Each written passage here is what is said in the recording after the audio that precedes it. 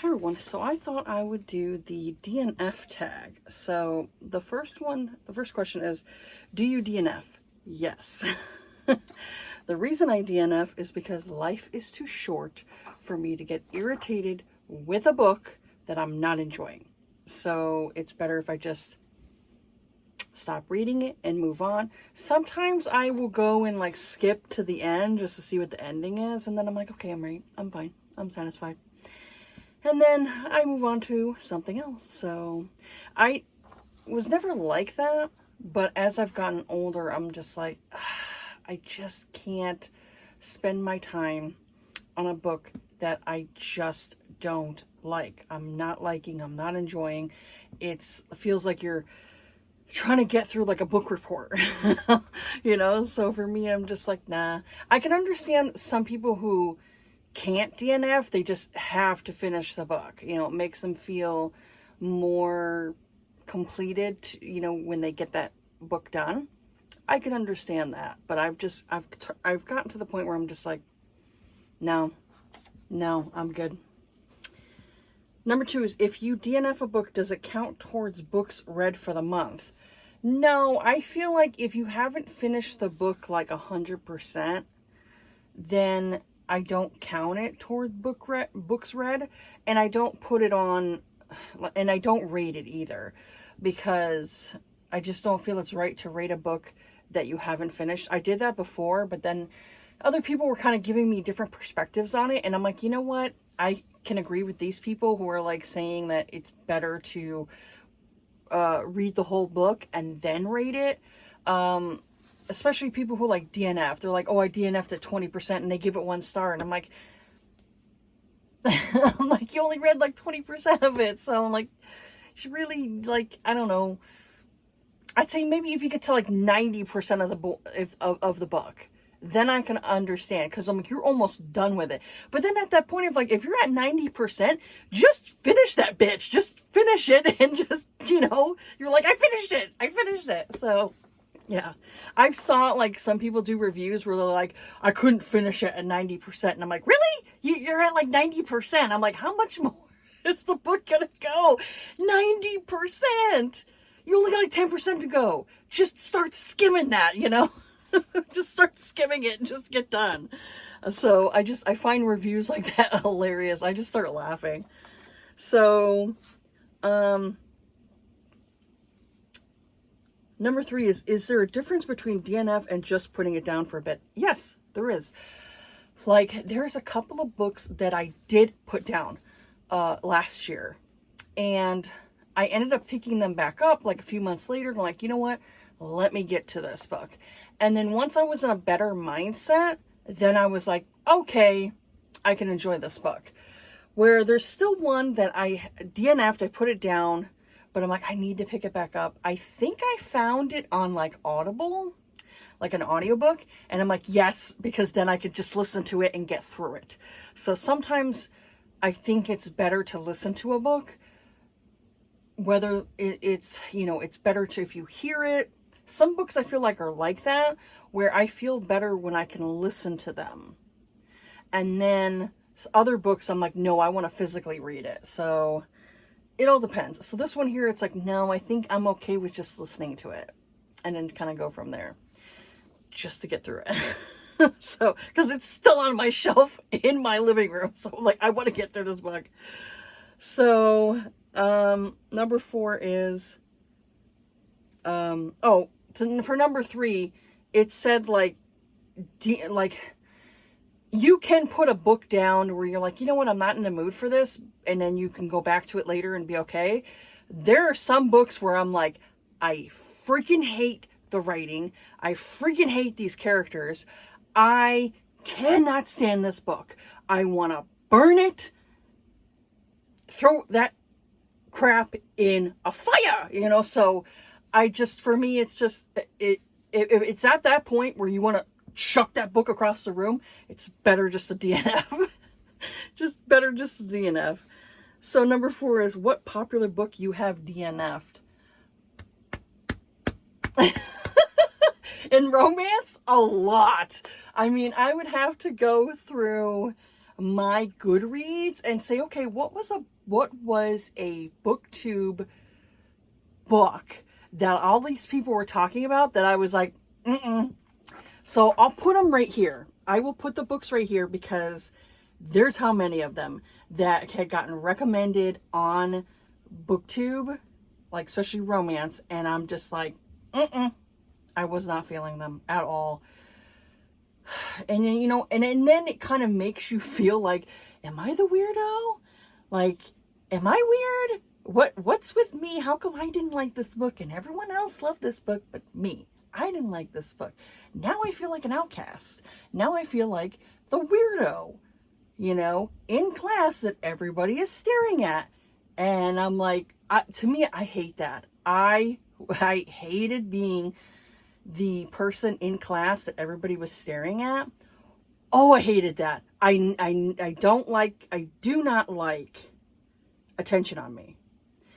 Here it's different. It's like I don't see people staring at me in the camera. So it's like if I saw my audience staring at me, I would clam up. I'd be like, no, we're not doing this. Nope, not doing it. But with here, it's like I'm in this room. It's like a safe place for me, I don't have anybody staring at me. It's weird. It is weird to have people stare at you. So, so for me, it's like there have been how many books that I have read that just didn't do it for me that were popular books on Booktube in the romance section. So, yeah. So it's number 5 is, what book do you wish you had DNF'd? Ooh. Again, I'll have to put them right here. I have gotten to that. I have gotten, so angry at a book that I was like, why did I finish this? Why did I, some things are kind of like, some books I consider, they're like a house fire, or they're like an accident, where it's like, it's a tragedy. That's horrible to watch, but you can't stop watching it. That's like some of these books. Like some of the books that you should have just DNF'd, but you read it through because you're like, I just can't stop reading. This is horseshit garbage. This is complete dog shit, but I still have to read it. Some books are so bad, they're like an addictive read. That's how I feel with some of them, where I'm like, I should have just DNF'd that book. I should have just DNF'd it. But like I said, it's like a house fire. You're like, oh my God, that's so bad. The house is on fire, but you can't look away from it. Yeah. I don't know what it is. So number 6 is, do you ever reattempt to read a DNF? Yes, I have done that. Has this been successful for you? Oh, yes. There's been a few that I've read over the years where I was like, you know what? Let me just put this down. It was one of those put down books. Like, I'll just put it down for a few months or a year or possibly 2. And then, and then I come back to it and I have a different perspective, because that's the thing. Like, there are some, like TV shows, for instance, there are some TV shows that I'm glad I didn't get to when I was younger, because I don't think I would have liked them. There's some TV shows that maybe you watch as an older person, more grown, like a grown-up, and you understand it as a grown-up, but you wouldn't have understood it as a kid. There are some shows that I watched as like a teenager, and I would have been like, man, if this was on when I was a kid, it would have went right over my head. So it's the same thing with some books. There are some books where you're not ready for that yet. You're not ready to read that yet. And then you go back to it and you're like, it hit right at that time that you needed it to hit. And you end up liking the book. To where maybe 2 years ago, if you would have finished the book, you might have given it like 2 or 3 stars.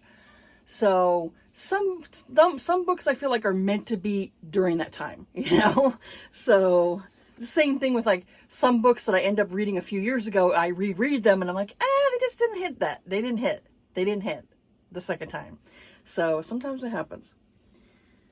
Number 7 is, what do you do with books you DNF? Well, I mean, if it's a physical copy I have and I don't like it, I usually pretty much like, if it's a mass market paperback, I usually donate them to my local library. Or if I have like a free little library in my area, which I do, I have several that, you know, I have to walk to, but there are several that I know of that are in the area that I can donate to. So I will do that too. Like, I will donate some books. Like, if like I look at it, I'm like, well, this is in pretty good shape. Like, maybe like I barely touched it.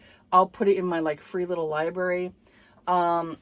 Where I'm usually like the mass market paperbacks and stuff, I usually end up, you know, with them over at the library, because then what they do is they do their annual yearly sale, and then they just will sell what they, you know, can't use. So someone else will end up with it, you know, and then the library ends up with some money. So that's what I usually do with those. But when it comes to like a paperback, if it's a paperback or it's a hardcover book, which I rarely have, but, you know, if I do have a hardcover book, I try to sell them back. So there's a place right across the street from me that they will buy your books. And so if, you know, I have how many books that I go and, you know, put away or put in a bag to donate, I'll get like some money back. Not a lot, obviously, because, you know, they're a business, they have to make money, you know.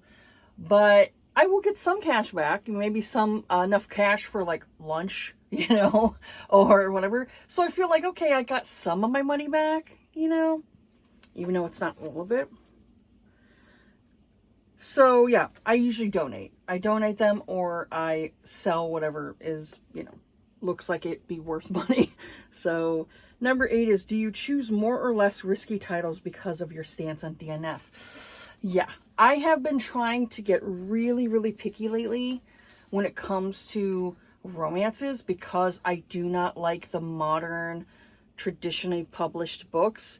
They all look the same with their covers. The covers all look the same. I don't care what color scheme on it. They all are boring, cookie cutter, something my kid would do a better job with. My oldest daughter could draw better than the people who design these stupid covers. I hate them. I hate them all. There's some that surprise me and I'm like, oh wow, that actually looks nice. But all the rest of them, they're all sterilized. You know, they're boring. There's nothing interesting about these books.